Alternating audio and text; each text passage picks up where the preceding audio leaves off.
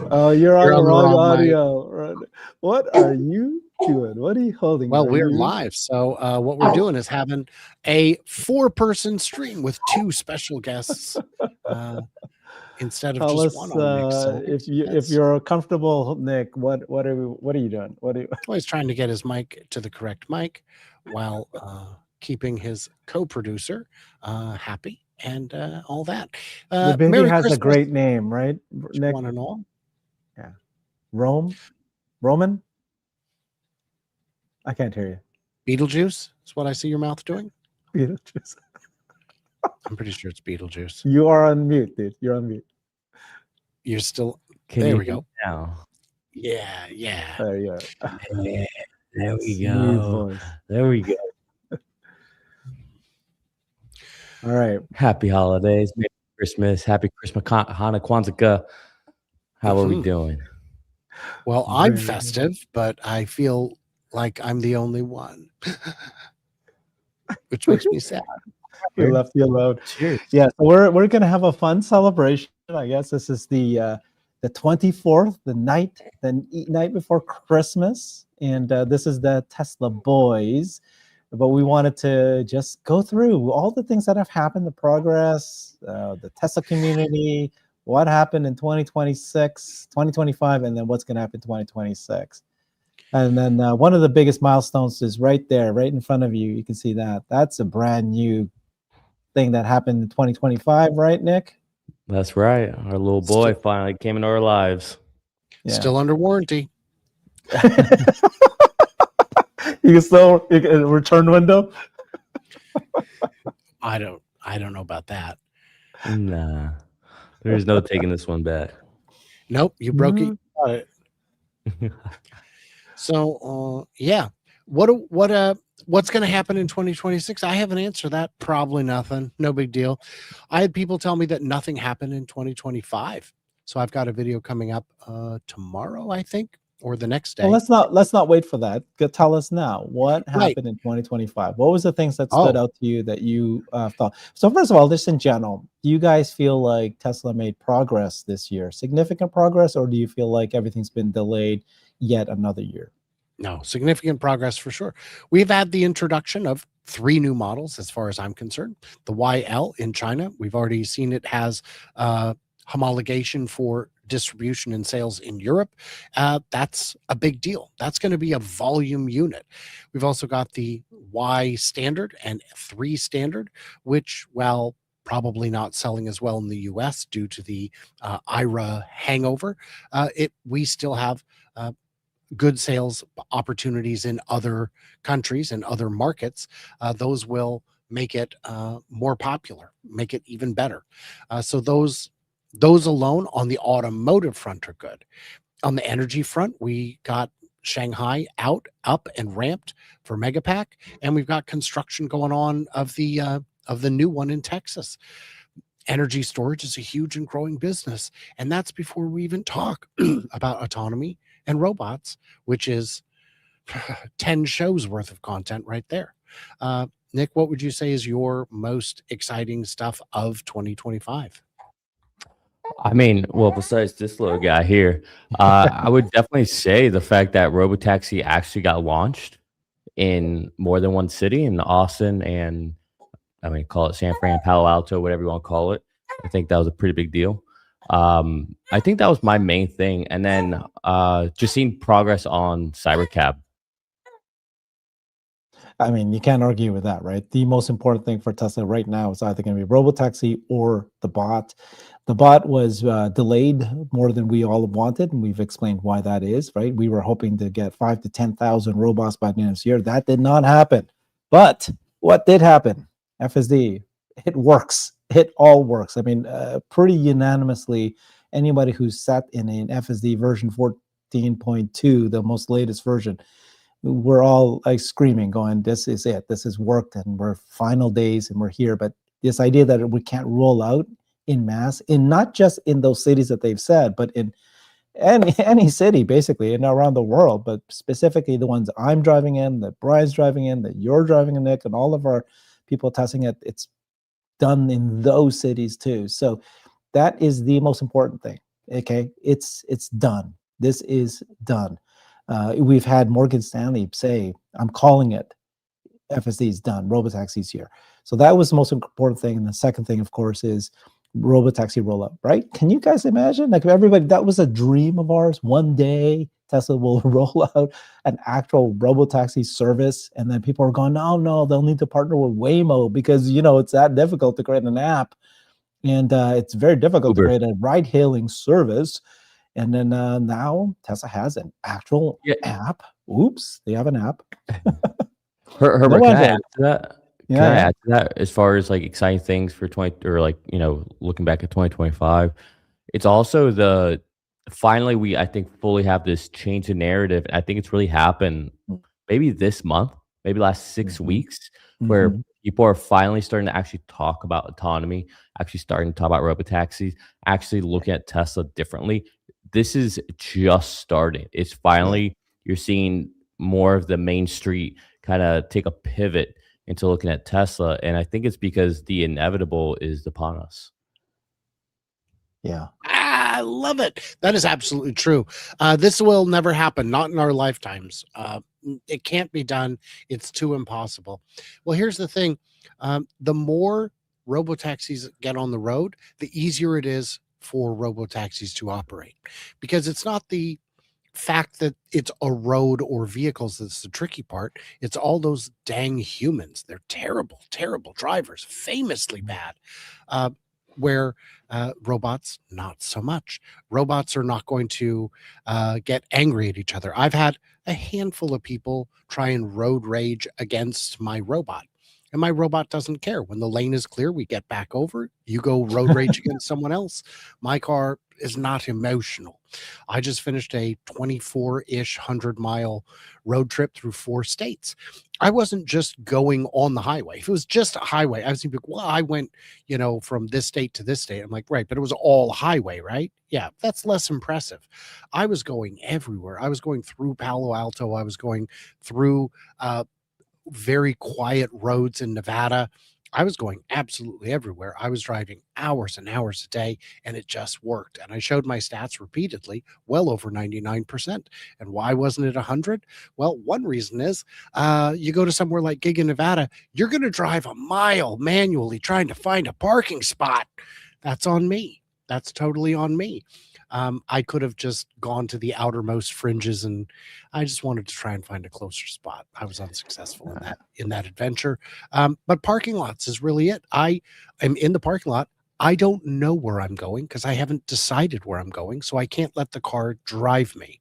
And another example I gave to Herbert that will be on his channel tomorrow is we went to look at Christmas lights.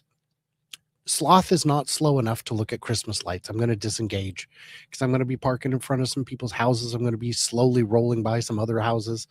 There's a lot here that I want to see human style. Well, when are they going to add that to FSD? I don't know. Maybe never. Maybe some. It doesn't Christmas. matter. That's No. You can next tell Grok. Christmas You can say, update. Grok, hey, I want to watch these Christmas lights on the next several houses. Drive slowly. Yeah. So, That could be next year's Christmas update. Absolutely. And you don't have to and buy a new car to get it. So yeah, So, it is. so I just learned something. Are you telling me Uh-oh. it's okay to stop in front of a house when you're looking at Christmas lights? Absolutely. 100%. why is that not right? Wait, 100%. why? Well, because I always thought that it's like a little like creepy. Rude? Like, what's this person just No, standing outside my house? That's no. why I've always like kept it moving. If you know what Okay. So let me give you some That's clarification. more creepier, Nick. Imagine this, I mean. Is okay? it? There's Nick in a car and he's like slowly driving. I'd be more I mean, afraid than maybe, a guy. The window just cracked, eyeballs may- only. And it maybe it's just a Florida man coming out here. But like if someone just stopped in front of my house, my first thought is not they're looking lights. Like, we got a I problem here. can help What are you you doing with outside my this. house? I'm gonna come out here. Like, we're gonna have some words. What are you doing?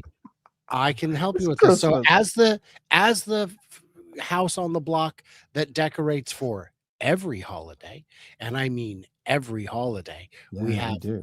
the Easter zombie out front, because of course we do. The Easter mummy, of course we do. I Um, want to see your Valentine's decorations outside. It's a 12-foot tall mummy holding a giant pink heart.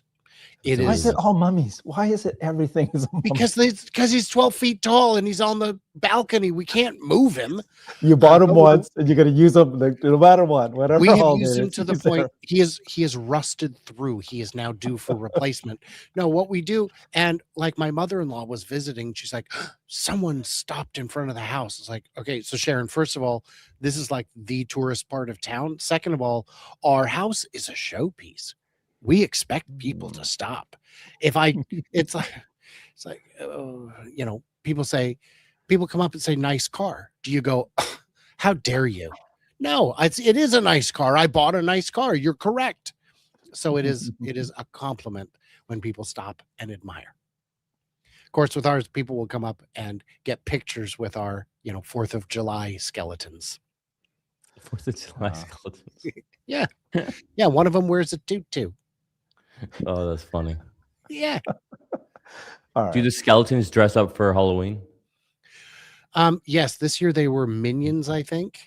Oh, nice. Yeah. That's pretty funny. Yeah. 2025, guys. AI has become a thing. It's real now. I mean, it's obviously real, and it's impacting all of our lives. Agentic AI is impacting our things, and then real world AI. So this, obviously, we have all seen how great FSD is now, where it is now. drove at Hardware 3 Tesla in LA, back and forth, 2 hours one way, 2 hours back. Beautiful, perfect. Because I was of the mind that this Hardware 3 wouldn't be as good as the Hardware 4, and I don't think it is. But what is it that it's not as good at? It was flawless for 4 or 5 hours driving. So, and this is LA, and so now we've got, no matter where we take it, it seems to be working perfectly. I drove Hardware 3 through Tampa for 4 or 5 days. No disengagements. There might have been one. I'm trying to remember. I know I nudged it at one point because when I was making Yeah. the U-turn, You have to press gas sometimes. Yeah. Well, the other car was waving. I'm like, I don't think Hardware 3 can see that. I'm going to nudge it. Yeah. Mine doesn't have gas, but that's interesting. I haven't seen one of those. I'm sorry. It was a mistake on my side. Yeah, press the gas. I keep saying that. I'm old, dude. I'm old. You look not a day older than 30, Herbert. That was my Brian imitation. That was my. Was it? That was pretty good. That was pretty good, right? And then FSD has expanded to countries everywhere, all over the place. We've gone global this year, 2025. So I don't know, man. I think that everything we wished had happened. I think some people will still complain that why is there only 30 cars? I was hoping to have 1,000 cars in Austin now. But other than that, we're here. Or 10 cities, right? They were expecting that. And that's part of self-imposed rules, like because Elon said we were supposed to be in 50% of the country, 10 to 20 cities. We were going to have thousands of cars. And okay, we didn't get there. But clearly what matters is, can we get there? Has that changed or not? So in Cybercab, right? We don't know yet if that's on track or not, but everything points that it is. Yeah. Just real quick, before we get into 2026, just in the spirit of 2025, I just want to, a lot of people joined me this past Saturday in the for your course. Yeah, you did a course thing. Yeah. Yeah, and just in case any of them are sitting here watching, I just want to say, like, absolutely fantastic. I mean, the community that we have. I know it's not just Tesla community people that were there, like NVIDIA people, Palantir, just in general, like the level of quality character and people and just engagement, the intelligence that was there. It was just absolutely phenomenal. I just, like, if any of you were there and watching right now, just thank you so much. Honestly, it was a pleasure for me to be there. And the kind words that I keep getting publicly and in DMs are just like ridiculous. Like, I genuinely appreciate everybody out there. I hope everybody has a happy holidays. And just Herbert, there was so much demand that we had to cut it off, and we're doing another one January 31st. Nice. So there's like a huge wait list. So if anyone's interested, January 31st, you can see the link in my X handle, or just DM me. I'll send you the link. But it just seriously, our communities are like it's like, look, I like you two. You two are awesome. We're friends. But the Well, community and the engagement and lots like of the level of conversation and comments and engagement, it's just like nothing else. Like, and this is not me just like, guys, I don't do this like for a living or anything, right? Like I have my own day job. So this is like a hobby, a passion. And you guys honestly are just incredible. Like I could keep going, Mhm. but I'm sure you guys feel the same sentiment with all of your Yes. subscribers and just the community. And it's something worth like stopping before we go into 2026 and reflecting on how good the community is. I mean, it's what helped turn Yeah. over and influence The the court. Delaware court and influence Yeah. just like over and over. I mean, it's powerful. I love you all genuinely. Like politics aside, everything aside, like there's something that grounds us all, and it just I don't know. I'm gonna stop because just I will say genuinely that from the bottom of my heart. I will say that this community is definitely like none other. It's the enthusiasm. It's the fact that a lot of people have made a substantial amount of money by following some of the things that we've been able to reveal. It's that there's a real engagement. I had a comedy channel on YouTube that at one time was quite big, that had 100,000, maybe 80,000 subscribers back when that was pretty Wow. uncommon. I'd get millions of views, but there Yeah. was no community. There was no Right. one who knew who I was or wanted to meet me or anything like that. I had 2 or 3 regulars out of videos would get thousands and thousands of comments, but I wasn't changing anyone's lives. I wasn't, it. Yes, you were. I yeah. Comedy. Thank you. It's funny. No, I was brightening their day, but I wasn't giving them insights that could help them. Oh, you're Are on you- mute now. Oh yeah, you just muted. There we go. Is that better? Nope. No, wrong mic wrong now. audio. Yeah. But Yeah, it's got to there we go. I bumped the cable. there you go. That's better. We are telling them how to protect their family, how to keep them in the safest car there is, how to understand which news is actually lying to them and which is telling the truth and why. And it's making people a little bit smarter. So Is Yeah, it a given, Brian. guys, that this community is just going to grow bigger and bigger and bigger as more I- people get into robotaxis, as they realize that technology is truly changing, as they realize that Tesla is actually the one that's leading the way for everything: robots, AI, I energy. think so. Yeah. I'll tell you, literally in the last, call it 72 hours, these are 2 DMs I've gotten.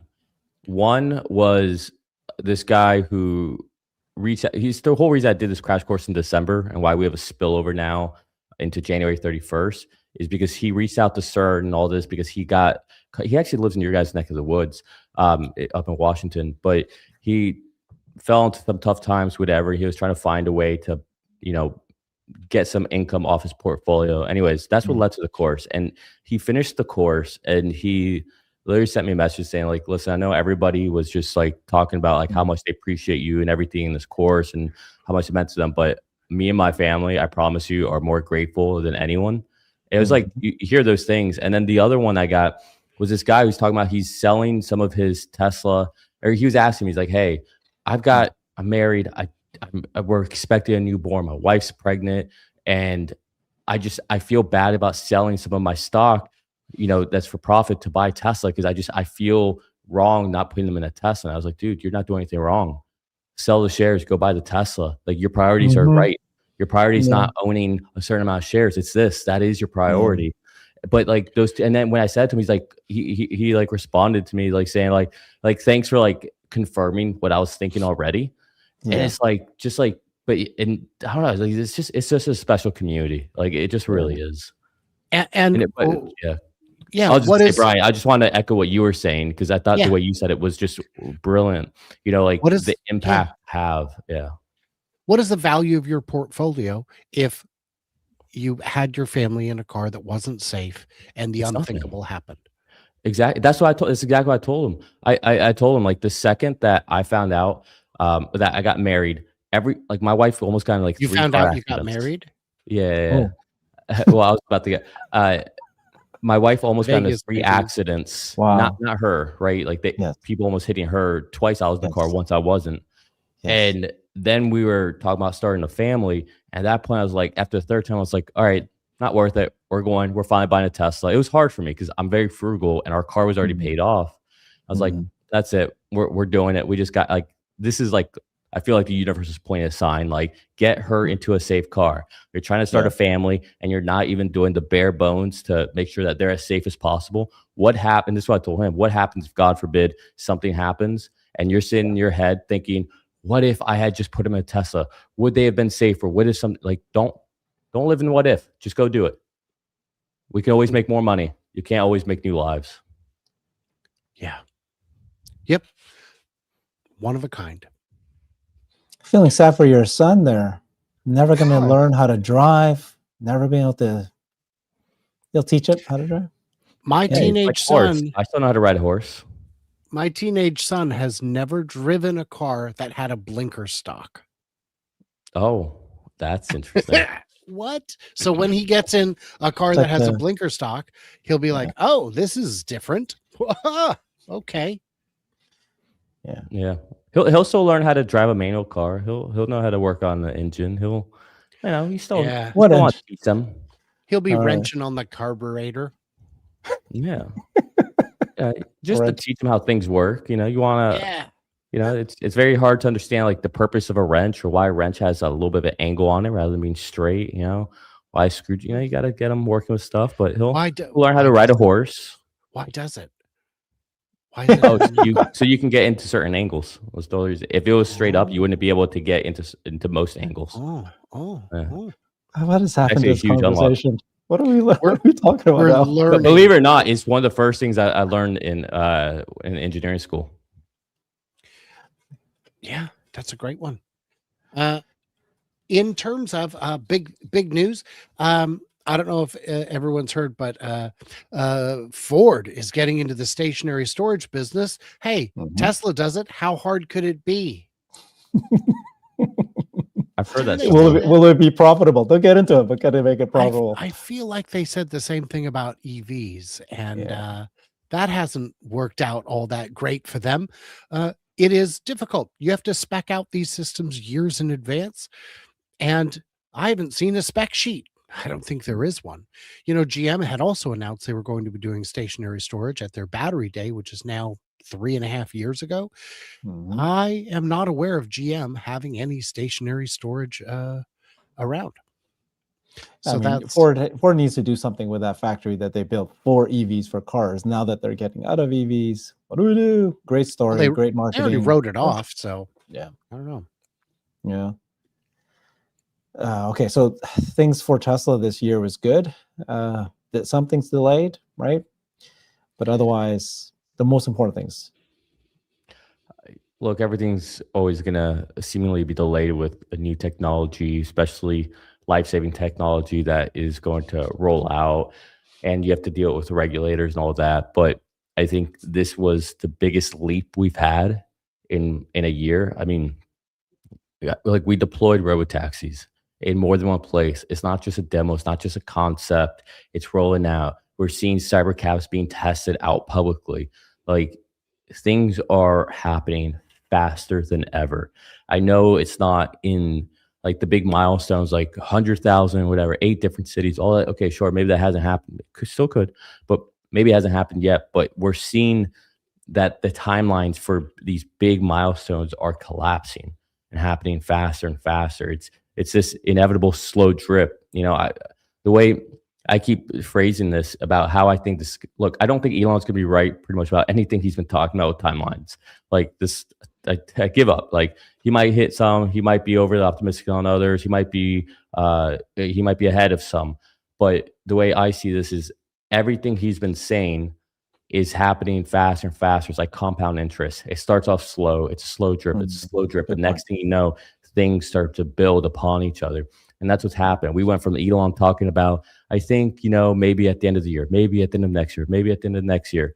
Then we had a Robotaxi day, right? And it's like, okay. And then this year, not only did we have Robotaxi actually come out, we went in Austin, and then that expanded a couple times. And then went to California. And now we're seeing cybercabs out there. And then, so you're seeing this compound interest effect. So it's like just now the portfolio is starting to actually be meaningful in this compounding. And this 2026 can be even bigger. 2027 will be even bigger. And I think that's what's going to keep happening. So I'm extremely excited. I think this year was the best year we've had, and it's the slowest it'll ever be. Mm. Let's look at Never. Never is an important timeline for Tesla Q. Yeah. They're not very good at it. I don't know if they know that it's a literal term rather than a metaphorical term, Right. because FSD will never exist outside of the US. Oh, well, I mean, Canada, Mexico, I guess, but never outside North America. How's that working out? Because they have the limited release in China, and it works. We've seen breathtakingly amazing results of it driving on a one-lane dirt mountain road and yielding for oncoming traffic. Unbelievable. We've seen it in Australia, where they're demoing it, and many people have it, and New Zealand as well. We're seeing it in parts of Europe for a trial basis with a Tesla employee behind the wheel but not doing anything. This is going to be kind of a big deal. Korea has FSD already on the road.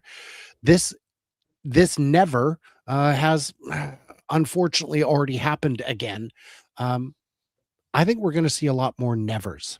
I mean, even in the comments on this show, there are people saying never about things related to autonomy, and it's Never fun. in snow, right?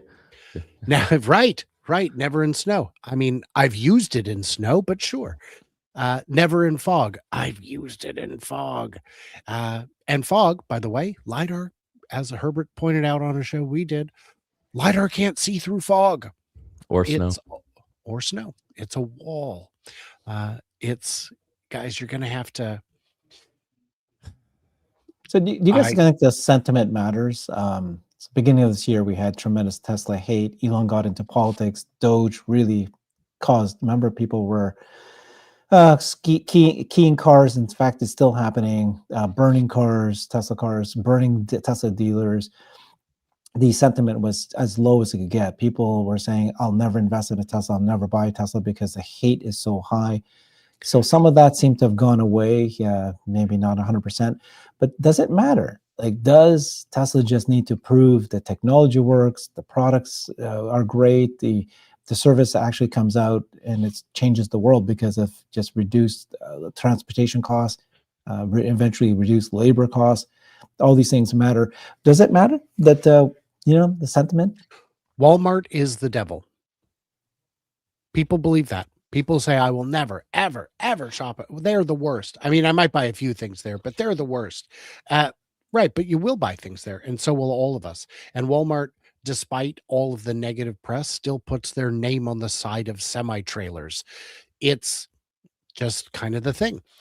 Everybody has a price. You look at someone who despises, absolutely loathes Tesla, takes every opportunity to take cheap shots. Fred Lambert from Electric just bought a new Model Y. Yeah. Well, I had referral dollars that were going to expire. What, like $5,000, $6,000? It couldn't have been much. The big referral dollars expired over the summer. And I know, because that's when we used it to get my son a car. This is insanity. But everyone has a price. When Tesla had its big price cuts 2-3 years ago, they dropped prices by like $5,000 once the pandemic crunch was finally in the past. And a lot of people, even on Reddit, where Elon is persona non grata, they said, the guy is still a monster, but at these prices, I mean, what else am I supposed to buy? He's still a monster, but well, yes, but a monster who makes good cars. I mean, yeah, at least, that's got to count for something. And to them, it does, because the so reality you're basically saying, the sentiment is going to ebb and flow, and some products you'll still buy because it's just so life-changing. I know people who have a strong distaste for Elon because of his politics and his positions on certain things that are very important to them, who have since bought a Tesla because it is, for their use case, the best value, the safest, the most hassle-free. There are more expensive cars you can get. If money was not an object, what car would I buy? I'm not getting a Bentley or a or a Hellcat. I'm getting, honestly, the cars I already have. Those are the ones I want. What I want is a YL. Why won't you sell it to me? That's what I want. Because the Okay. autonomy is just too good. There are other cars that are fantastic cars, but they're just cars. It's just a car. When I do reviews of other brands, I have to point out that this review is based on it being just a car. I'll cover their lane keep, but it's just a car. Yeah. Let me I obviously agree with everything Brian said. And maybe it's not so obvious, but I do. Um, I'll add to that. I like to look at things from a capitalism perspective. I know there's a lot of people that think, especially right now, that capitalism's evil or capitalism doesn't work for everybody. But I genuinely think that for people who put in effort, capitalism does work if government stays out of the way. That's my point of view generally. But like Brian brought up Walmart. Why does people can sit there and say they hate Walmart, but why do people still go to Walmart? Well, guess what? Because at the end of the day, people want affordable, convenient goods. And that's the beauty, in my opinion, about capitalism is it doesn't discriminate based on race, color, creed, gender, anything. It just cares about, at the end of the day, who's doing good, who's offering value to someone else. And if that value is worth something, then that value gets rewarded. And I think that's where Tesla will benefit at the end of the day, is that dollar for dollar, you know, Tesla vehicles are the safest, most capable, highest technological available, most efficient, lowest cost. Like any metric you want to put it up, a Tesla is going to be the obvious clear choice. So hate, the beauty about hate is kind of very similar to why extreme happiness or euphoria also can't last. The beauty about hate is that it's cyclical. You can only be mad for so long.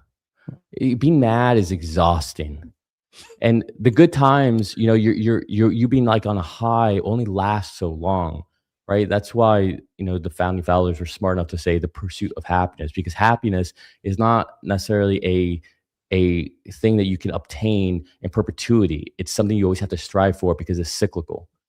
And so that's the nice thing about hate is eventually it wanes and it goes away, because at the end of the day, humans can't stay in that state forever. And Yeah. what I like about capitalism is at the end of the day, it kind of sorts through all the noise.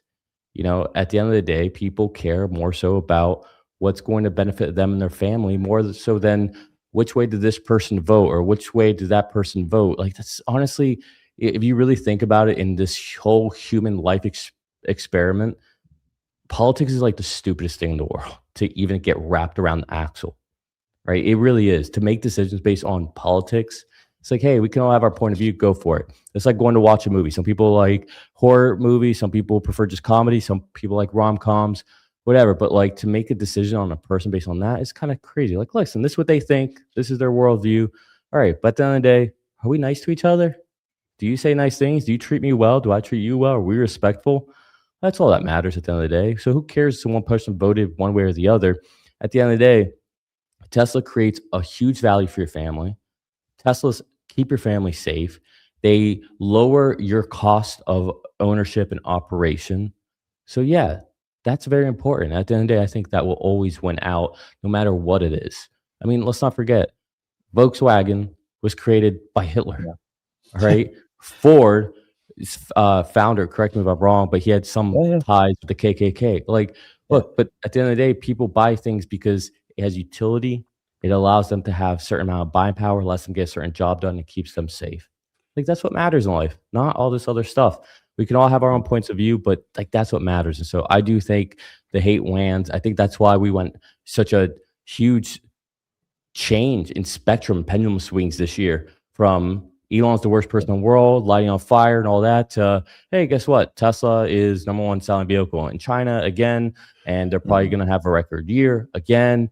And I mean, like, they're just crushing it. So it's what matters always. What actually matters always rises to the top over a long enough time. And clearly, 1 year is all it takes. Less than a year. I don't like companies that have political backgrounds, which is why I'll only drive a Mitsubishi. Wait, what were they doing in the 40s again? Oh, yeah, that's right. They made the Japanese fighter planes that were used in kamikaze Kamikazes. missions. Okay, Yeah. so maybe not Mitsubishi. And the reality is you can find, to the credit of the guy who founded VW, he is the man who killed Hitler. So that's worth something right there. Uh, I, if you could make a better product at a better price, it's going to win. Uh, I've had people ask me if you could buy anything other than a Tesla. You, for some Mhm. reason, you lose a bet and you have to drive something that isn't a Tesla for a year. What would you drive? And I say, in the US, gosh, I don't know. If I could go global, maybe a Xiaomi or a Huawei. But in the US, I don't know. Herbert and I had lunch with a gentleman named Casey, an electrician from Portland. And Casey asked Herbert, autonomy, who's in number two if I want to buy a car that drives itself? And Herbert and I just looked at each other. We're like, number two. Uh, But if you can buy a car that can drive itself, buy a that's car the that can drive distinction. itself. Right. We're not Is it- talking Waymo. You can't buy one. Would it be comma or Ford? Comma's not a car, but they are I a service. I They know, can but convert a but car. yeah, Right. Ford. And so, What do you mean? and so I was Oh, like, you add the Ford comma to or a Ford? Oh, No, would it I be was, comma AI or would it be Ford? Like who would be number two well, in your opinion? honestly, I how said, could Ford, is Ford doing anything to do with driverless cars? they've What? got Blue Blue Cruise. Crew, but Oh, it's, it's, dude, that's a cruise I said, control on the highway. well, you can use it in more than highway environments, but don't. No, no. I said maybe Super Cruise, but I've never had a chance to experience it myself. In I the thought they US, stopped it. I thought they recalled it. no, I don't. Did they? I don't think so. I think Super Cruise is still available. In the Oh. comments, someone can let us know. Yeah, uh, it's But that's your point. Yeah. This yeah, conver- it's yeah. just There's no good second place. I did enjoy. I love when I do the reviews of secondhand EVs because Platt Auto in Milwaukee, Oregon, is gracious enough to allow me to drive anything on the lot, and they will answer all my questions.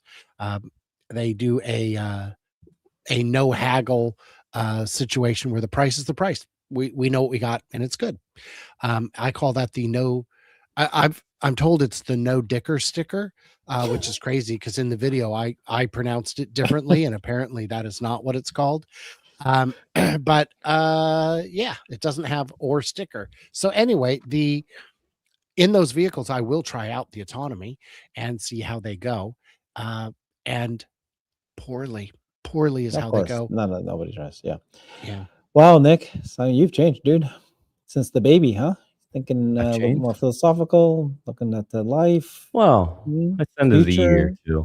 too. I towards the end of the year I try to reflect a lot, and Yeah. I normally put out like a prediction video for 2026 in this case, and I review my previous prediction video and see all the stuff I got wrong, what stuff I Yeah. got right, and all that. But yeah, not just end of the year is a time to reflect, just on everything, mistakes, things done right, Mm. what matters in life. So I am trying to bask in the reflection next week. Yeah, that's what we're doing today. I mean, just think a lot of things happen. A lot of things happened in 2025, but I think Let's the talk most about important things have 2026. happened. Let's talk down to 2026. What are your forecasts? You talked about Well, forecasts. Are you creating your I have a list? question for you guys. I didn't prime Yeah. you guys for this because I want to catch you guys off guard in case you were going to try to back out of it. What's he talking about?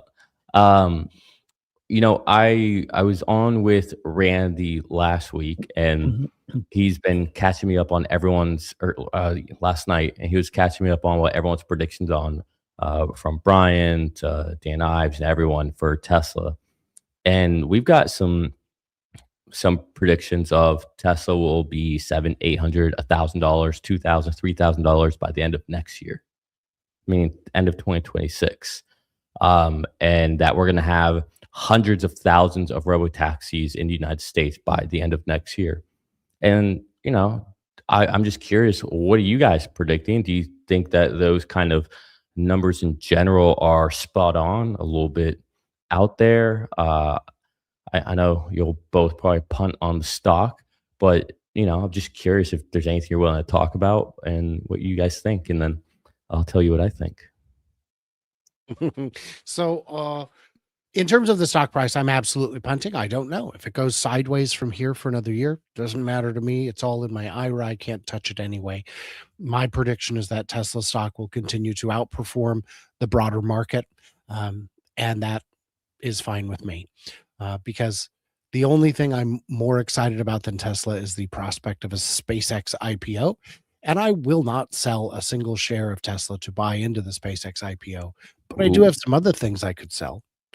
So if anyone needs a kidney, you can let me know. I was No, gonna say, your wife's in the background now, hearing for the first time you're selling the house. sell the house. There was a gentleman in France who was selling his house, and he thought, I don't need to buy a house for a year. You know what? I'm going to sell it, put all the cash into Tesla, and that's when it 20x'd. And we never heard from him again. I imagine his DMs were just inundated. But what I expect to see next year, when I was at the Fremont factory last week, there was a section of the factory that was not viewable. And I had a high level employee with me. And the tour guide, of course, does not mention this thing that we're scooting past in the shuttle, in the tram. It's a big section of the factory that is completely blocked off floor to ceiling with black plastic and security fencing. And I said, that's weird. You'd think that Tom would have mentioned this thing we're going by. And he's like, yeah, it looks like something pretty secret is in there. I'm like, yes. And then as we get around it, I can see the size of the enclosure. And I said, that's too small to manufacture cars. And he said, it's weird. It's almost like there's something smaller than a car that's already been announced that will be made at this factory that's being tooled up. And so that's where Optimus is going to be built. They are already putting in equipment to build Optimus. If you're not excited about Optimus, that's fine. You don't have to be. You don't have to think it can do all kinds of different tasks, but it can. And the one that Jeff Lutz always points out is pick and place. And 2 weeks ago, I would have argued with him that that's a valuable thing. But now, having seen several factories this week, I realize how big of a job pick and place still is. Someone needs to take the item and give it to the machine. And you say, well, just have a different machine do that. Correct. That's Optimus. No, like a purpose-built one. Right. There is no purpose-built one. The purpose-built one is Optimus. Well, you're going to displace workers. Oh, okay. But you can't get enough workers in Nevada to feed the factory. They are struggling constantly to get enough people because Giga Nevada has as many employees as a lot of cities. That's hard to staff up in a city that's not much bigger than Fernley, Nevada has probably a population less than that of Giga Nevada. So it's this Optimus will be coming out. I'm confident in 26. It will not necessarily come to you and me. It will not be in my home, but it will not be maybe even ready to be in my home. But in a industrial setting, it's going to be valuable. Before Herbert goes, Brian, does that mean that you think that Tesla will sell their first Optimus to another company, or just that they're going to build and they're actually going to use them internally at their factories in a way that's more so than just testing and demo, but like in a actual meaningful way? In a real way that really replaces warm bodies. It will absolutely be used internally because they've got so much use for it. And I think a first customer could be Panasonic. The Panasonic part of Giga Nevada is separate. I did not get to go in there. Their entrance is separate. And, the batteries basically come through the wall like magic.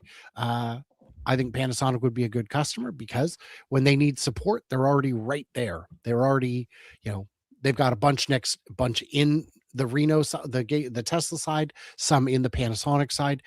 I think, and then also putting them out to suppliers who have a legit use for it, who are closely tied into the Tesla ecosystem. And I think right there, you could easily do tens of thousands. Yeah, I could see a lot of the early adopters of semi trucks being potential customers as well. Mm. Herbert, Yeah. all right. So you Tell us, asked two yeah, questions, right? What do you think throw about stock Optimus in by there too. next Optimus? Or sorry, Tesla stock by next year, and how many Robotaxi count. robo-taxis will be around by next year? Yeah.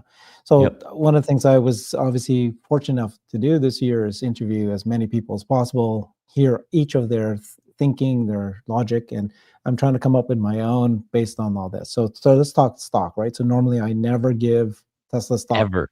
price targets Never. This is ever. everyone grab your drinks, sit down. Here we Never. go. No, I'm not about to. Like people Oh, always people the accuse me tease. of saying, "Oh, you're always so bullish," and I go, "What's my stock price target?"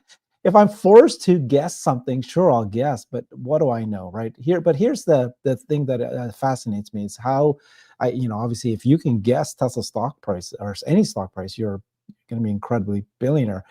So here's what some people have said. Some have told me that, well, first of all, 2026, everybody expects the stock price to go up, but don't be so fast, because what matters more is earnings, and earnings upon earnings growth. And the time when NVIDIA stocks skyrocketed was when they actually showed earnings upon earnings growth. And that may not happen anymore as we all thought was going to happen by the second half of this year. Warren Redlick thinks that because things have been pushed further away than, not as fast as if we were thinking would happen by the end of this year, that maybe it won't happen, earnings upon earnings growth, until the 2027. Remember that Elon himself has said that Robotaxi revenues won't move the needle until the second half of 2026. Now he goes, well, if you push that, 2027. So he's going, the stock won't go up at all as much as this year. Having said that, the stock is now at all-time highs at the end of this month. And how many people guessed that, right? Nick, you were ahead of the game saying that there's a chance it will happen. A lot of us Tesla shareholders are kind of PTSD. We don't want to say it is. And then we got here. It's going to go up. It's going to go down. We can't predict it. However, other people like AJ will say, yes, you can actually see earnings upon earnings growth further away, but the market is forward looking. So they'll look back at, they'll look and go, what is 2027 earnings? And then they'll bring that back to June of 2026. And that's when you'll see the stock price rising, right? There's those kinds of things. Then there's the wild cards like Optimus coming in, and then watching the Robotaxi growing, and then people testing it out. And then when they do test it out, they'll go, for sure, yes, it's not here, I'll buy it. So the question is, how much of the stock is already built in? And clearly it is already built in beyond auto and beyond energy. There's already this promise of Robotaxi and promise of bots. How much more is not built in, and how much will be brought in? I think it's going to be higher than it is today.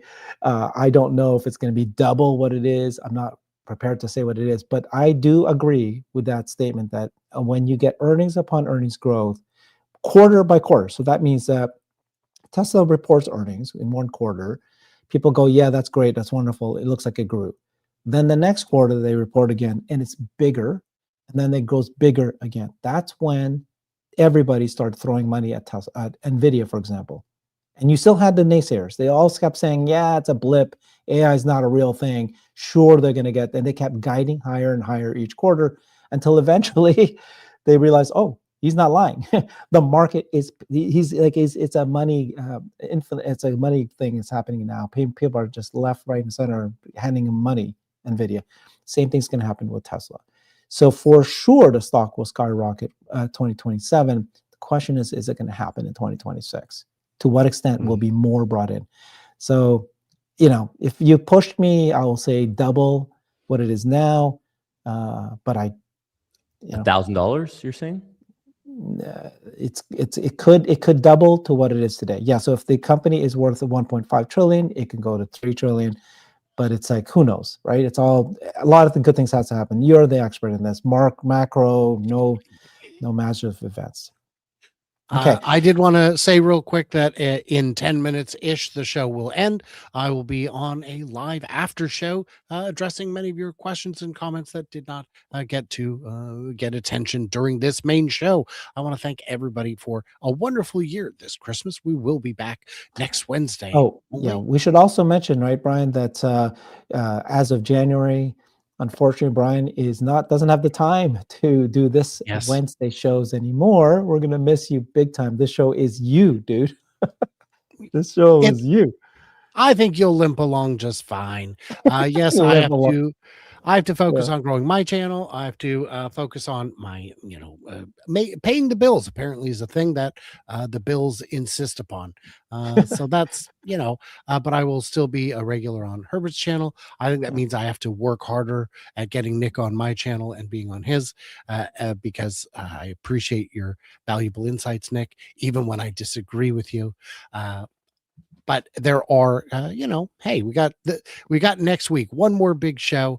And then, of course, I'll be here for the after show in about 10 minutes, but I'm going to run inside and get coffee. So take your time, gents, and Merry Thanks, Christmas. Brian. Appreciate Merry you. Christmas, Yeah. Brian. And then Yeah. what we're gonna do, Nick and I, is we're gonna have Hans Nelson joining us as the trio, and we'll be the new Tesla boys. I don't like Actually, that name. Herbert, maybe Yeah, this is a good time to tell you, unfortunately, no, I'm kidding. Unfortunately, you're stuck with Change happens. It's okay. I would have to just figure things out as I do. But okay, so now we're talking about Robotaxis. Robotaxi cars. And This I'll is tell you my thoughts yeah. on the stock and Robotaxis afterwards. Okay. Yeah. So robotaxis, okay, first of all, the important thing to keep in mind for folks is that it can all be Model Ys. It does not have to be cybercabs at all, right? So no cybercab doesn't mean that Tesla's not going to grow to whatever number you want, 10,000, 20,000. So again, I pull from the people I talk to. What do they think? How many robotaxis? And I've heard numbers, serious people thinking 50,000 robotaxis by the end of next year. That is a little too much for me, but here's the logic. The logic would be, by the way, now you add the cybercab, right? So is Tesla on track for cybercab? And so far, as of today, everything we know, every little signs and signals show that they're still on track for launching a Cybertruck in April. Lots of signs, right? They took the Cybercab through in and out. That is the signal that they've done as tradition for all cars that they've ever made. When they bring a new car to in and out drive-through, that is their signal that we are done with the design. This is production level design, ready to go. They did that with Cybercab. We're now seeing Cybercabs all over being driven in public roads. That's a good sign that 4 months before April. We're seeing crash testing, all these. So if the Cybercab is on track and they're hiring people, right? You can see these job postings. One was quality engineer, and just names that you can actually see that are actually for mass production of a vehicle. If they are still putting that money, that resource, we're seeing all these giga castings, and Brian was talking about this hidden area in Giga Texas that, what are they hiding in there? So if they're building that, that means that they have intention to create thousands of Cybercabs. You're not going to just create a new line of this thing and not have thousands of them. So then you go, okay, well, what's the worst case scenario? Well, let's take a look at Cybertruck, right? Because Cybertruck was a brand new vehicle, brand new technologies, brand new materials, and they were able to produce about 50,000 of that. So if you say typically for a brand new vehicle coming out, 50,000 a year is not unheard of. Okay, so this Cybercab will be created in April. Oops, another thing happening, dude. I've got a weather alert, a flash flood.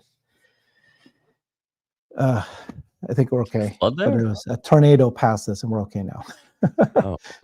So, okay. So now, but the reason I'm bringing up the Cybercab is that if they make the Cybercab, really what it's going to be used for is for Robotaxi, right? And if you're going to have a supervised Cybercab, you have one person in the front seat. You can only have one person in the right seat. It'd be awkward. So really, they do have confidence. It looks like that Tesla's going to make thousands of these. And then so the 50,000 number is like pretty reasonable, but there's arguments both ways. Some people are saying actually it's going to be more than 50,000, right? Because this is the non-box model, unboxed model. It's Lego pieces. It's 50% much more easier, simpler design than a Model Y. So once this gets going, it's going to be much faster. So I would decide, they'll say, oh, it's going to be more than 50,000. It's going to be much higher than that. And then others will say, no, the first year is going to be, and which is where the camp I'm in, the first year is going to be very, very slow, regardless if this is a Lego kind of unboxed model, because it's brand new process, brand new materials, brand new production line. So don't expect that the first year they're going to hit 50,000. Okay. But the Model Y, how many robotaxis are there going to be? And you look at the executives, not just Elon, lots of executives, 12 of them have come out and said something very similar to, slow at first and then everything at once kind of thing. Like it's going to be scaling very, very fast. And then you're watching FSD everywhere. So how many robotaxis by the end of next year? Again, being pushed, I'm trying to be careful, and we'll have certainly 1,000 for sure. 10,000 is a safe number. 20,000 for me sounds like a good number to go with, but it could certainly be much higher than that. I just can't get myself to say anything bigger than 20,000. Okay, nice. Well, I appreciate you giving some actual I don't know, numbers behind what you think and explain that rationale. I think that was very good, especially for everyone to hear from you, someone who, much like Brian, has interviewed. I mean, between people like you and Brian, I don't know anyone who's interviewed more people and have had more people in the know of sorts. Shout out Kathy Woods, but in the know. Speak to them and be able to kind of distill or take all of those ideas, all those opinions from the extremely bullish to the bearish and all that, put it into a bucket, distill it, aggregate it, and then come up with your own point of views. So I think it's very valuable from that point of view. I'll tell you what I think. Yeah. So I think for anyone who took the option course this past Saturday and anyone who'll take it on January 31st, if there's one thing you'll learn quickly about me, or you did learn quickly about me, is that I like to not just say things. I like to be able to quantify things. I like to be able to understand the probabilities of being right or wrong. And I think you can do that with pretty much everything in life. It's just most people don't do that. Most people just go with a gut feeling or just say, I think this will happen. But if you linger on it and think through it, I think you can more or less get towards the right area. You don't always have to hit the bullseye, but can you just at least hit the target? Right? If you can just hit the target, you're doing pretty good, I would say. And that's why I've been successful as an investor. That's why I feel like I've been right a lot. That's why I think I was right about, to start the year, I said we're going to reach all-time highs by the end of this year. It's not because I have some special chart formula or anything like that, but I could just see what was happening over and over with Tesla and the company. And I iterated from being overly optimistic to, kind of pulling back a little bit and grounding myself in what I think has become more of a realistic and being right point of view on where the company's going, and not just where they're going, but how fast they're getting to where they're going. I think we're all right on the big picture. I think we all have that nailed. I think we're all right about that. And honestly, that's arguably the hardest part. But now it's, can you temper your expectations? And I do think that's important to get your year to year right, because while everyone says, oh, I just buy a whole, I don't even think about it, I would say 99% of people say that. That's not true. I would say most Tesla investors, most all-in investors, most people who are active in the community, they look at the stock every day. I do it, you do it, we all do it.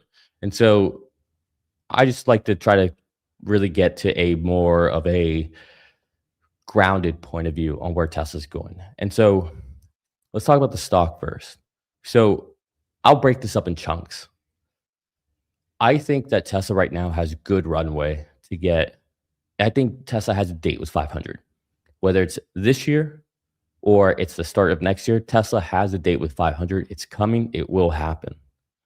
Tesla will likely break 500 and run a little bit. 510, 515, 520, 530. I don't know. I have no idea. But it is my opinion based on everything I know, all my history, is that we will get to some 500 level and then we're going to pull back Mhm. because that's the natural way stocks work. Stocks don't just go up in a straight line. We've all seen that from when we broke $1,000 before the stock split. We saw that whenever we broke 300, lost 300, broke 300, lost 300, broke 300, lost 300. That same thing about 15 more times to 400, 420. Remember that? Oh, we finally hit all-time highs yet again after all these years of not hitting it. Okay, back and forth, all that. I think the same thing will happen here. Could Tesla get to a crazy number like 650, 700, 800 like you're talking about potentially next year? Is it possible? I would say anything's possible, especially in the stock market. But the real question is, can it sustain that? And that's what you really want to ground yourself in. And I don't think Tesla could sustain an $800 price target right now or next month or in 2 months or in 3 months. And the reason goes back to what you were talking about with earnings. We had huge debates, right, across the Tesla community. And honestly, I think you and I were kind of the only ones really leading it with the thought when we were down like in the high 200s earlier this year, saying if Tesla could fall down this quickly, it can easily come back up. And what was everyone else saying? Tesla needs earnings to go up. And I was like, no, bull, it doesn't. Like we already know it doesn't. It doesn't have to. Now, I would say now as we break 500, get to 500s, I think things change now. Now it's like, okay, we're probably right as far as we can go without starting to see the earnings come in. But why is it that we're able to push up higher? It's because Wall Street is trying to get ahead of the earnings they anticipate coming in the next 6, 12, 18 months. And so that's where I think you and I were very right this year in the darkest days this past year for Tesla. And our thesis has proven to be correct. But now I'm with you. I do think for Tesla to keep running to a $3 trillion valuation, to a $5 trillion valuation, et cetera, as we get into those higher numbers, it will have to be not necessarily getting all of the valuation in or all of the earnings in, but we need to start seeing it come in. We need to start seeing the compounding effects of that. And Wall Street will front run once that happens. So that's where I think we are right now. I think if we could end next year around 600 to 650, phenomenal year. And I hear people talking about 800, 1,000, 2,000. And I would rather be wrong, but be wrong on the upside than not. My recalibration that I've had over the past couple years of being overly optimistic says if we could end next year at 600, that's really, really good. That's essentially, that's a 100-point gain in the stock in 1 year. That's 20% gain if we close at 500 this year, right? Like that's huge. That's essentially what we're going to probably do this year. So I think that'd be a really big deal. I'm with you as well that I think 2027 is where we really have a big year. I think this next year is where we go from crawling till we start walking and finding our steps. And I think 2027 we start running.